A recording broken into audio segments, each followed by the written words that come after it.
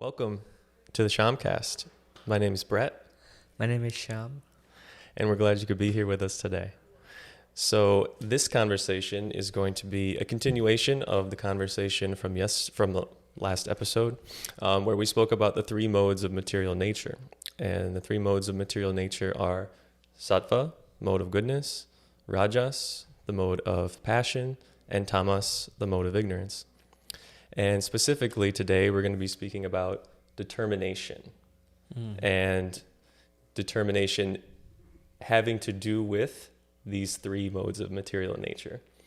So hopefully it'll start to sort of open up this topic of the three modes of nature. We talk about one specific area of life, determination, and see what Bhagavad Gita has to say about, how determination sort of plays itself out in these three modes. And, the three modes of nature, like we've been talking about a lot, are a very complex topic, and a very, there's like so much that you could say about the three modes. And so I think, like as we go along, we'll talk about determination today, and in future episodes, we'll talk about other areas of life as they pertain to the three modes, and hopefully start to create a picture of, what are the three modes of material nature really? How can we think of them, as they affect us in our lives, and how can we apply these concepts to our lives? So I wanted to ask you, Shyam, to begin this conversation. So in Bhagavad Gita, Krishna is speaking to Arjuna. Krishna is the teacher and Arjuna is the student. And so Krishna is deciding to distinguish between three different types of determination. The determination we have really to do anything, sort of like our motivation, our, how sure we are, how sort of, whether we're steadfast in our determination or whether we're kind of lax in our determination. So why, I guess my question is, why would he choose to distinguish between three kinds of determination? Like Brett, as you mentioned, everything is divided in three modes. Let's see, like there are everyone is a unique individual, but there are three main frequencies people resonate with. Some people are in mode of goodness, like yourself. Very kind of you. Some people are in mode of passion, like myself. And some people are in mode of ignorance. Okay. So people in mode of goodness, if we see a quick snapshot, people in mode of goodness, they're peaceful, they are clean, they like nature, they like food which is simple, they have good control on their senses, they like jobs which are like, they don't have intense desire for big, they're happy with what they have. Sure. Satisfied. Yeah. Appreciate the things that they have in life. Yeah. Grateful. Then people in mode of passion, they are driven. Big goals. Work very hard. And when they get what they want, they are like the happiest people in their terms. And if they don't get what they want, then they are depressed. And then they get up and they start. And anything that they don't get benefited from, they're not interested. People in mode of goodness, they're willing to do some selfless service. People in mode of passion, they feel like, why should I do this? What will I get? Yeah. What does it get for me? Yeah, what's in it for me? Then people in mode of ignorance, they are lazy. Their rooms are like scattered here and there. They like to sleep. You ask anything, they are like, they are not interested to do anything. So really, I mean, these mode changes, like last time we discussed, but there are these three various different kind of people. Some like to go to nightclubs. On the other hand, some likes to do some farming and beach and nature, Yeah. and some like city life. Mm. So it's just different. There are different kinds of people. Now they all have determination in their own ways. Mm-hmm. And that's why everything Krishna distinguishes in Bhagavad Gita is based on these three frequencies of people. Mm. And suppose somebody is in mode of ignorance, he cannot have determination of those. Mm. So by any like determination three modes, just by reading up, hearing about determination three modes, by this itself we can figure out which mode do I like. Mm. Okay. So it can help you. It can help you figure out, even just learning about one specific area regarding the three modes. Yes. You can help you figure out sort of what maybe is the mode of nature that's predominant Yes. in my life. Yeah. So it's like, think about this is one frequency wave, say mode of passion. So there is determination, there is the kind of food I like, the kind of places I like, or things I want to do, friends I want to meet, job I like, how I see things. Everything is matched. Mm-hmm. So this frequency will always think in these terms only. Mm-hmm. This frequency will always have their own parameters. They will always have their own parameters. Mm-hmm. So yeah. Yeah. So different aspects of life, basically, Yeah. whether it's the things you enjoy doing, just the way you act, the way you live your life, sort of match up in terms of which mode you sort of are predominantly in. At the same time, though, it's sort of like you said, I mean, we kind of flow in and out of them. So like, I'm just thinking, what if I like farming and I like nature, but I also like the city sometimes, and I also like sometimes going to the nightclub, and sometimes I like to sleep a lot, and sometimes I like to get up early. It's like, I don't know, just describing Yeah. myself, I guess. But Yeah. you can it can fluctate, I guess. But still there is something predominant. mm, mm, And if suppose we are in goodness, even if we go to nightclub, mhm, we may go there out of excitement or some reason, but we don't gel in there. We feel like that's not a place for me. And then even if we try to enjoy, we feel like it's superficial.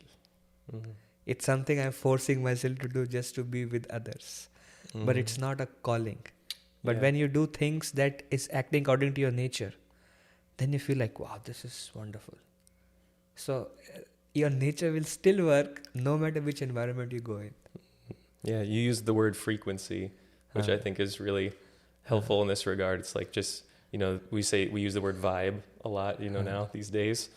So it's sort of like just what is the vibe that you're into? What is the feeling, the frequency that, like you say, that you gel with? I mean, yeah, it really is. I know, I guess I have certain experiences like that, like trying to maybe force myself to do something and go, I'm going to really like this, resonate. And for whatever reason, it's not quite there. I mean, I remember when I came first time to US for my education. Mm-hmm. So, I was still practicing, but some friends, they said, nightclubs. I said, I don't know, but they said, no, we should try once.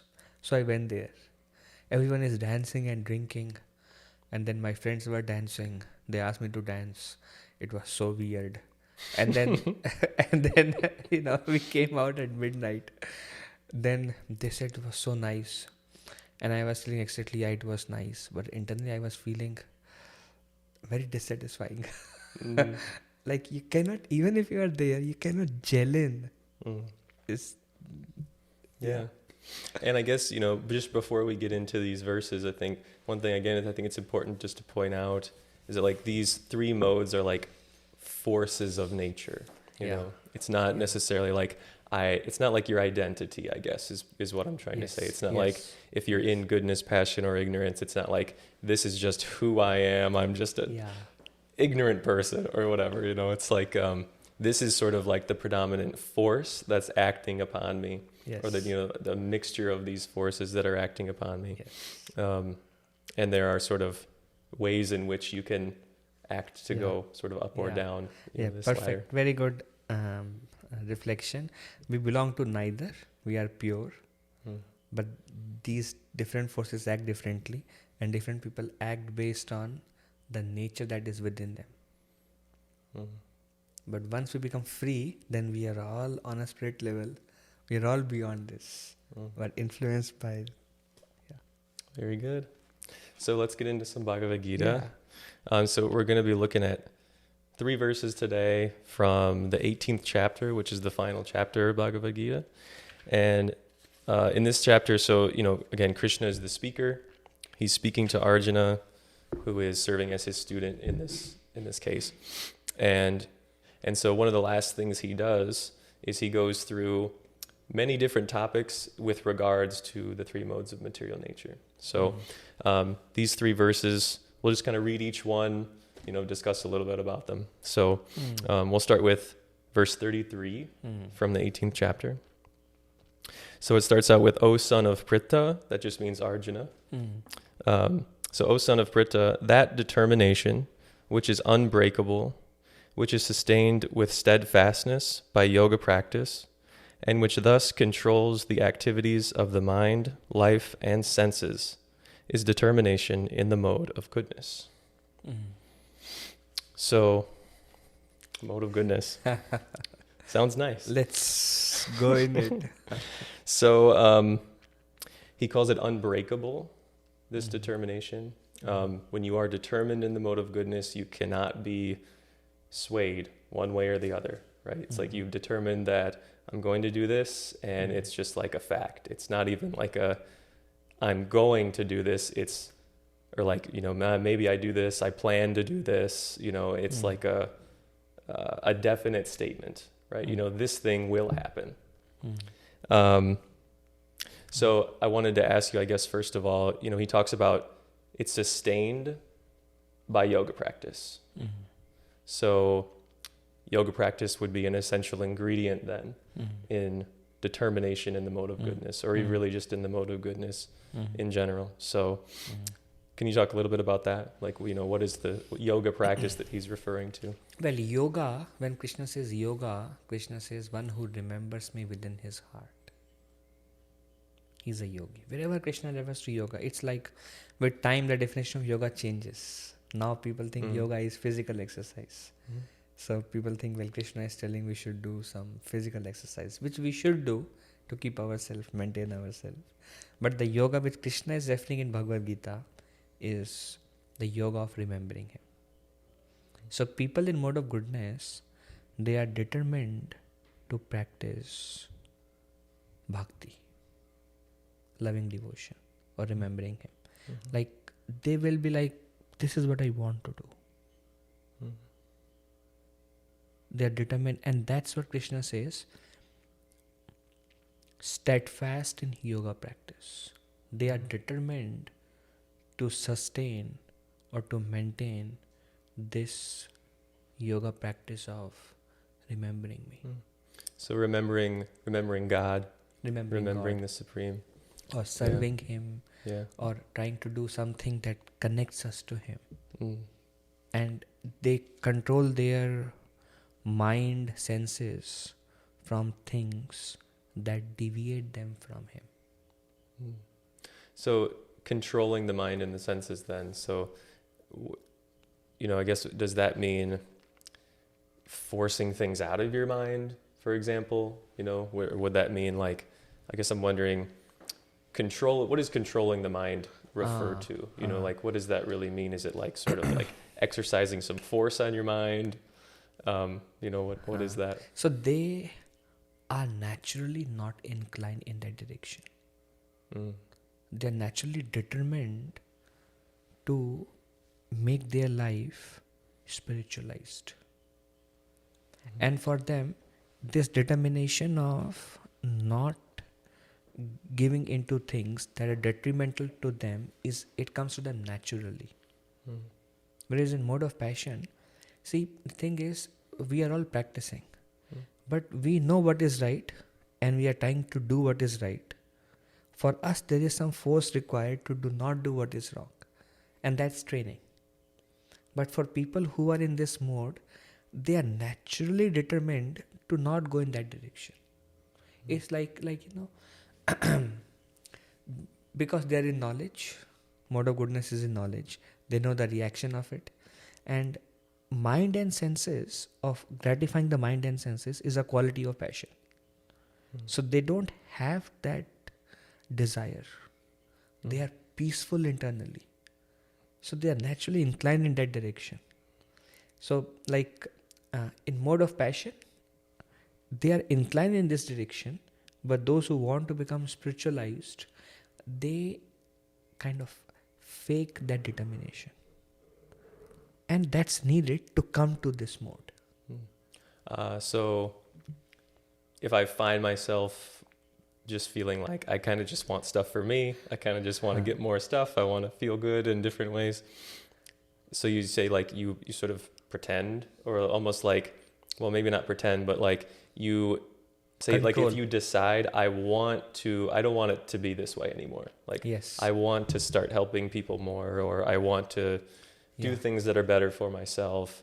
You sort of have to like just sort of make that effort, and it feels unnatural at the beginning. Yes. Right? Because it's not what you're used to. It's not, I guess that's sort of what the three modes are all about. Like it's how you are conditioned. It's what you're used to. Yes. And it takes an effort to sort of get out of one to try to go to the other one. And then you get there. It's like, see, consider this is magnet of passion. And here is magnet of goodness. And when we try to go toward goodness, we are naturally pushed towards the magnet. But when you force, push, then this start becoming more attractive. Then you start getting in this zone. And And it's like you're moving further away. yes. Yeah. The more you go out, the lesser will be the force. And if you do it for some time, then Krishna says when you do activities which is in mode of goodness, it will increase the goodness. When you do activities in mode of passion, it will reinstate the passion. So now this is say natural tendency, very attractive. Yeah, we go towards the magnet. Towards the passion again and again and again. And then if we kind of try to go and do things in the mode of goodness, even though it may be artificial, it will increase our goodness. And some more. And it's a practice. Yeah. But like using that, using the choice that we have, basically using the freedom that we have to decide, like what am I going to do? I was just reading a book today that it's a Stoic philosophy book. It's called Meditations by Marcus Aurelius. And he was like an emperor of the Roman Empire about 2,000 years ago. And there was just a little bit of a discussion in that book. It's just made me think of it like how, these impulses arise in your mind, thoughts arise in your mind. They're sort of based off of what you're used to doing, sort of the way that you sort of have become conditioned throughout your life. But you always have that option to listen to it and really follow that thing that you want to do, or to decide to do something else. And so, I guess it's probably worth noting it's more difficult in the beginning to decide to make a change from what you're used to. If you're like, I'm just sort of like, I don't know, if you're just like, I want to do something better. I want to do something better for myself and others, and, improve, whatever that means. It's the most difficult thing, I guess, as we sometimes say, is the first step, the first time you try to do it. So it's like another example, sleeping. Say I like to sleep a lot and I want to wake up at 10 a.m. And then if you try to wake up at 9, then it's a little bit difficult. Yeah. And then if you do it, now 9 is natural. Likewise, you can make anything as natural, like Prabhupada says, practice. Yeah. Practice makes perfect, as we say. Okay. Want to get into the next verse? So the next verse is verse 34. And what is the first line Krishna says about determination in goodness? Yeah. So he says that determination which is unbreakable. Unbreakable. Yeah. And sustained with steadfastness by yoga practice. Our determination is there, but then breaks in no time. Yeah. In yoga practice, it's there, Yeah. but it's like, oh, Yeah. You might be like, okay, I'm going to do this thing fully set on, I will accomplish this goal. And then, what about this? Oh, maybe I should do this. Oh, I don't think I can. Oh, so-and-so's going to not like it. Whatever it might be. and it's not natural for us to control the activities of mind and senses. They just enter and we're like, yeah, let me think about this. So it's very hard actually. Yeah. But Yeah. then it's an attempt. Yeah. Not paying attention to all the stuff that's happening in the mind. That's training. Very difficult. Yeah. That's training. Yes. Okay. Thank you. Yeah. Okay. So verse 34, Yeah. Krishna's going to talk about determination in the mode of passion. This I relate very much. So chapter 18, verse 34. But that determination by which one holds fast to fruitive results in religion, economic development, and sense gratification is of the nature of passion, O Arjuna. So my first question would just be, what is a fruitive result? Because I think that's not a word we see a lot typically, and it's used a lot in sort of these translations, to these ancient scriptures. So, fruitive result. Can you just talk a little bit about what that is? So fruitive result is when we want something for ourselves. We are doing something, but our motive is, I am in the center. Something for my benefit. I'm doing it for my benefit. I'm attached to some fruit of the activity I'm doing. And I'm encouraged only when I get that fruit. Otherwise, what's the point of this activity? So, fruitive results. It's not the main purpose of what I'm doing. Like, for example, there is a main purpose why this should be done. But that's not the goal for me. The goal is, what's in it for me? What fruit I'm going to get from this. So attached to fruitive results. So maybe just an example, like if you're growing food, it's like the real purpose is to feed people. But if you're thinking only about how much am I going to make, and that's sort of like the real, like the driving factor or the only factor you're thinking about, that's excellent example of passion. Yes. And there is a story of Lord Ram, who, he's very famous personality. So he killed one personality who was atheistic, who was not a good person, and his name was Ravana. And there is a first living entity who is called by the name Brahma. So he was very attached to become, get all the pleasures for himself. This is Ravana who is... This is Ravana. Get all the pleasure for himself, become immortal, the most powerful. So he started practicing religion by praying to Brahma to give him these things. So for years, he chanted Om Namo Brahma Devaya Namaha, Om Namo Brahma Devaya Namaha. He became so thin and lean that he was not eating anything. He was controlling his mind and senses. He was practicing religion. But his purpose was not to please Brahma. His purpose was, what's my motive in it? When Brahma came, then he said, make me immortal. Make my palace where I live full of gold. Give me all the pleasures that I want. So it's like fruit determined. He has a lot of determination. If we have to go and in cold and in all scorching heat, if we have to go in cold outside snow and chant, in 2 minutes we'll be inside the room. Yeah. And so, a lot of spiritual seekers would consider that kind of action to be very, very high action. Very, this is very commendable. There's a lot of austerity there, right? But you're saying it's about the reason why. The reason. Like less about what you actually do and more about why you're doing it.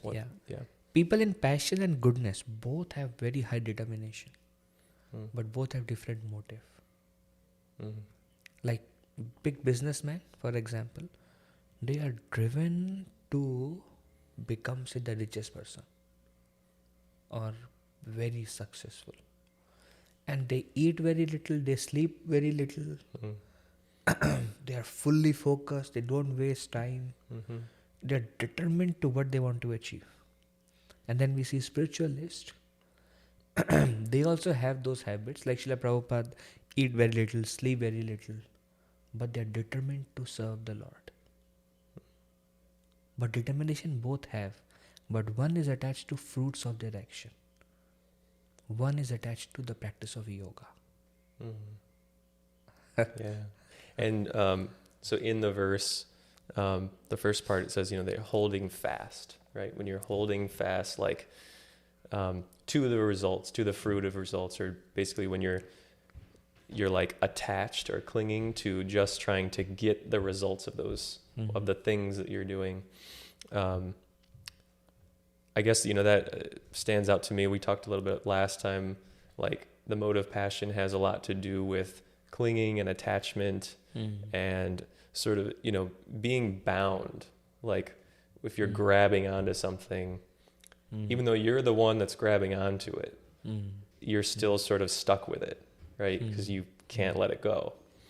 And so, when Krishna says, you're holding fast to the results of your actions, you're holding fast to trying to get things out of the things you're doing. It's like, whether it's religion, like you talked about, economic development, the example of the CEO, the businessman, or, it's like they're working so hard, but it's like they have a very specific goal, which is economic development, right? They're trying to, and a lot of times off, maybe it's even for a good reason, like they're working hard and it's not, well, I'm getting off on a little like, for example, a here, doctor, it's a very noble job Mm-hmm. to save lives. But the motivation can be, if I do successful, like many doctors says, I cannot take this case because there is very little scope. So they don't want to try because they will get in their record that so many failed surgeries. Yeah. Or this person, 99% of surgery he does are successful. So they don't accept those cases because the purpose is my career. It's a very noble job. I want to try save this life with all honesty.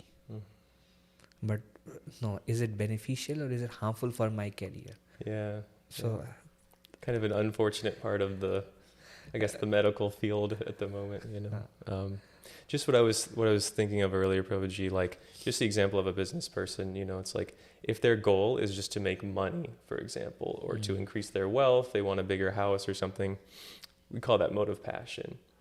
But say someone is working as a CEO and they're really driven just to help other people. Great. Right? They're just driven, I just want to create new jobs for people. I just want to help people make more money, support their families better. That's my goal. Is Or just serve to the do need that. of a people. Yeah, serve the needs of people, provide everybody with a service or a product that's needed. We call that more in the mode of goodness, right? Yes, Because it has to do with the intention behind what they're doing. Selfless. Yeah. Thank you. Let's see. Anything else on the mode of passion? Yeah. Can you read that again, what Krishna says? Yeah.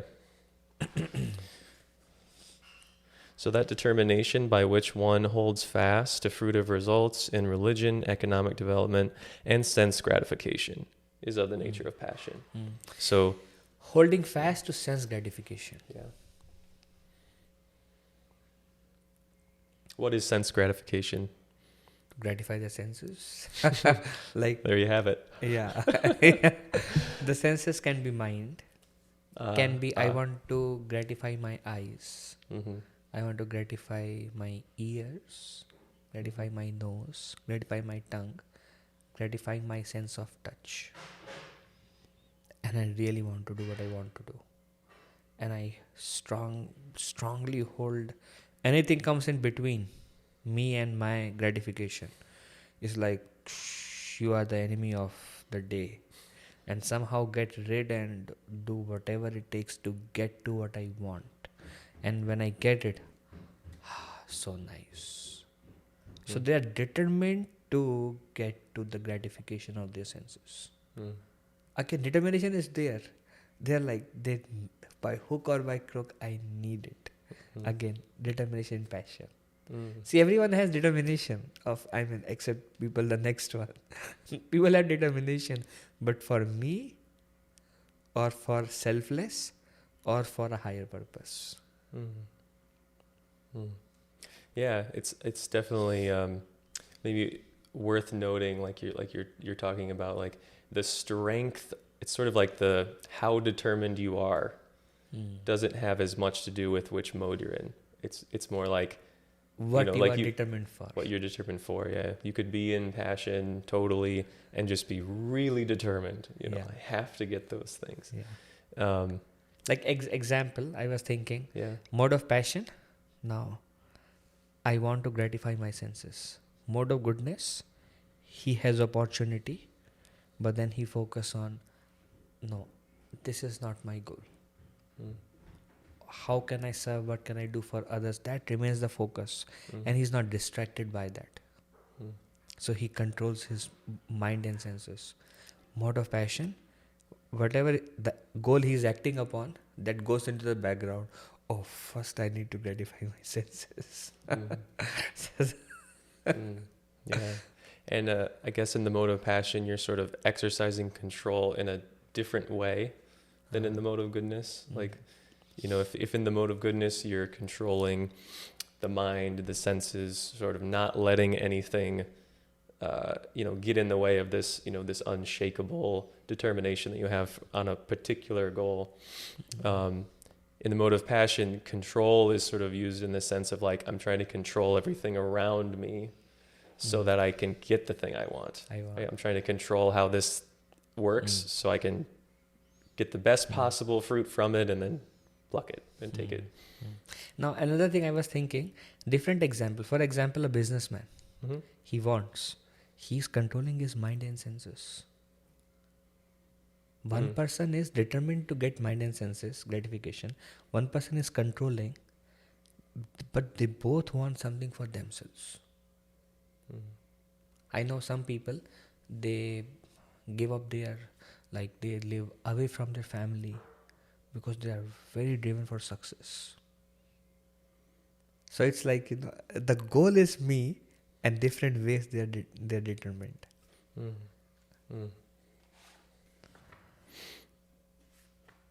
Okay. Okay. Ready to go to Last one. the next verse. So this is verse 35 about determination in the mode of ignorance. That determination which cannot go beyond dreaming, fearfulness, lamentation, moroseness, and illusion. Such unintelligent determination, O son of Pritha, is in the mode of darkness. So another tamas also means, really I guess means darkness. We sort of translate it to ignorance as well. So yeah, I can relate to this one.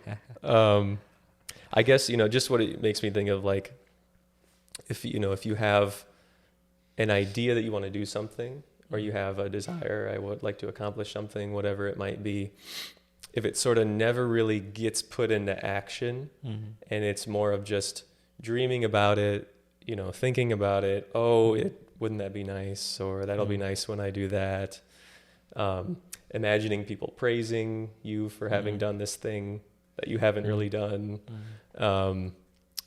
like he says, lamenting, like, getting into a mood of like, oh, I'll never do it, I shouldn't even really try to do this thing, or what if I never do, that would be terrible.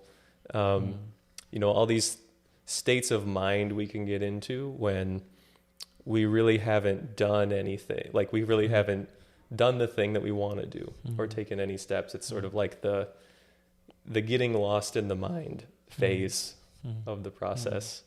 It can be because of laziness. For example, I'm not doing anything. There is a job opening. Too much work.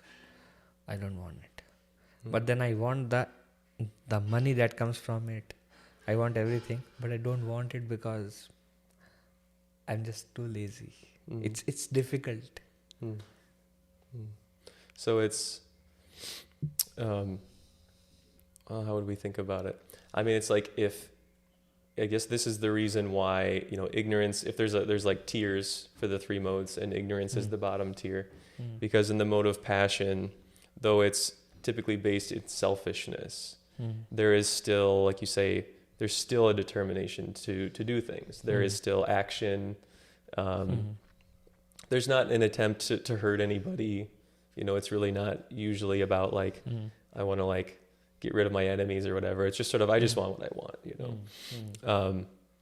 And in ignorance, it is, you don't really get to that point of doing, Mm. of even kind of starting a thing. Mm. Either like maybe you just don't want to, you're afraid to do it, whatever Mm. it might be.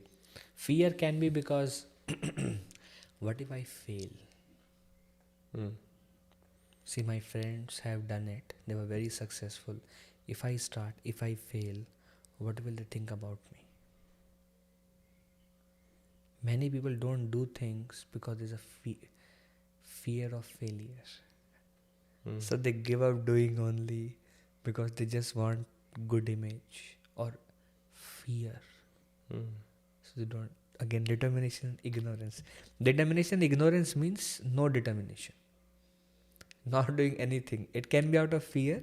It can be out of sadistic approach. Moroseness, sadistic. Why this happened to me? You just keep on cribbling and you don't do anything about it. Don't take any positive action. Just complaining mode. Just like to criticize and complain and don't do anything. So when Krishna says, he calls it unintelligent, he says this unintelligent determination is in the mode of ignorance. Can you talk about that and how, I guess, what is, what's the Sanskrit word that's being used here for intelligence, and, how can we think of it? Because I feel like it's slightly different. It's not quite how we would think of it in terms of just like the English language. If we hear the word unintelligent, I think, in this context, it has a different sort of sense to it. So can you talk about that? Well, the Krishna uses the word durmedha. Medha means intelligent. Dur means bad intelligence. Intelligence is used for progress. Especially if we can distinguish spiritual progress and see the spirituality, how can I grow spiritually in my daily life, and then act in a way that will help me grow spiritually, then I have that discrimination of what to do and what is favorable for me. And that is intelligence. So intelligence in a spiritual sense is how we're thinking of this, as opposed to, like just like an intellectual, an intellectual discussion or an intellectual debate, or we're not talking about like how good you are at math or something. Or I guess intelligence in that normal sense, right? It's like spiritual intelligence has to do, like you say, with what is the best thing to do to progress on a spiritual path, which has more to do with, acting selflessly, and less, I guess, just less to do with an intellectual pursuit. Yeah. And Krishna says unintelligent determination because, where you're using your determination, not using your determination only. So, unintelligent. So what advice would you have for, I guess, those who maybe feel like, well, if of those three, feel like ignorance. Like I said, I can certainly relate to this description. Like when I read this description, I kind of go, oh yeah, and like I can think of all these, I can think of all these instances, all these moments, and like the patterns in my life, in my own mind, where I want to do something, I sort of dream about doing it, I have all these thoughts and emotions, and then if I can have a moment of clarity, I sort of just go, wait a minute, like I haven't done anything yet, what would you recommend? One is association, practically. Suppose if you are those, whose determination is in ignorance. They're like, I can't do it. And then you associate with somebody who is driven. Then if you just tag along with them, you will be pushed. Yeah. If you just remain in your zone, then that mode will take us over. Our mode changes with association. And if we are not interested and we associate with those who are spiritual minded people, then we'll be driven that direction. Oh, let me do it. Then it may not be natural to us. It may feel like a force because our natural tendencies, but then that will help us grow. Then another is by pushing ourselves, being self-determined that this is what I want to do. And it's a tough way without association. But with association, they will push and we'll go in that direction. Yeah, it helps to be around other people Yes. with a similar goal as you. And another, what Krishna says is, if we raise our modes, instead of thinking from the perspective of determination, if we change the force within us, and if the force or the frequency of goodness or passion or whatever we want to get to matches internally, then naturally we'll act at that frequency. If we change the force within us. And Krishna says those who practice this path of bhakti that we usually practice, that will help us change the internal software. When the internal software changes, the external will manifest. So this is said as the primary method, is the bhakti will naturally uplift us. No matter who we are, where we are, it will uplift us. So Krishna's secondary is association, but that may take very long time. But internal driven will just over a period of short time, you will be uplifted. And then everything will change. It's very uplifting to me. It is. I think you mentioned last time, like even just sort of realizing, say if you were stuck mentally, or I think I was just kind of stuck in an ignorant place or in a passionate place, that sort of gets you out of that mode. It's sort of like just even kind of snapping back to reality and realizing what you were just thinking about or realizing what you're doing, that's enough to sort of raise you up. And the fact that these three modes of nature are forces acting upon us. I guess I always like to think of yoga in a scientific way, because it's often described as a science. And if you think of it in this way, especially if you're in a place in your life where it's like, maybe you're feeling very passionate or ignorant, you just feel like I'm sort of in those two zones. I'm either sort of not doing anything, or I'm kind of only doing things for myself, and I want to do things for other people. I want to, just having that desire is a big part, having that desire to change the way that I'm acting is actually a very significant thing. And understanding that, these are just sort of forces acting upon me, because when you act a certain way, you're more likely to act in that way again, as you're saying. It's just the way our psychology works, as humans. And it's like a spring. You push it, or like a rubber. You push it and try to go, keeps coming back. Yeah.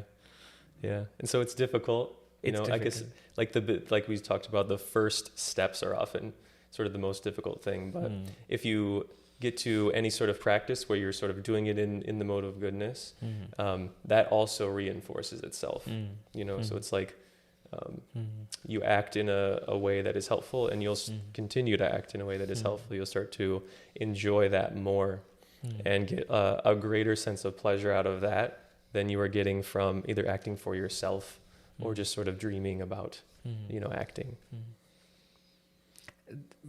It's not a quick thing. Okay, tomorrow my determination will be steadfast in goodness. I wish. Yeah, if only it were an actual snap of the fingers. But it's a practice. Slight change.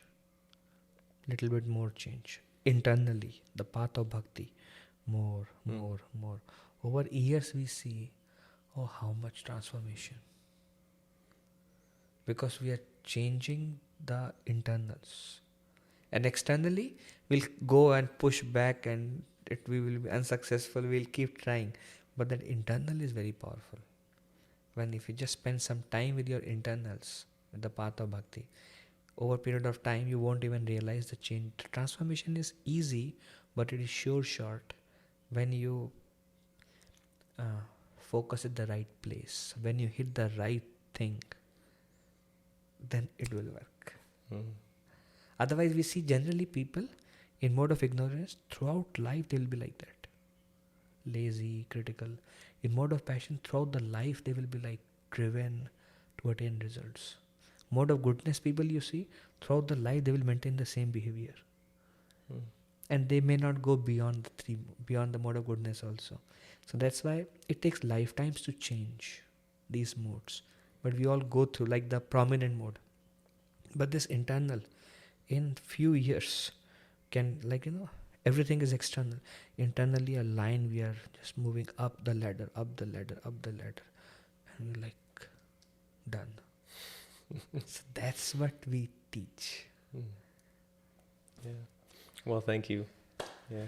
Thank you for all of your insights. Yeah. It's a pleasure. Always a pleasure to talk to you, Prabhuji. And It's a pleasure thank to you have for you on this joining us. Yeah. We will see you next week on the Shyamcast.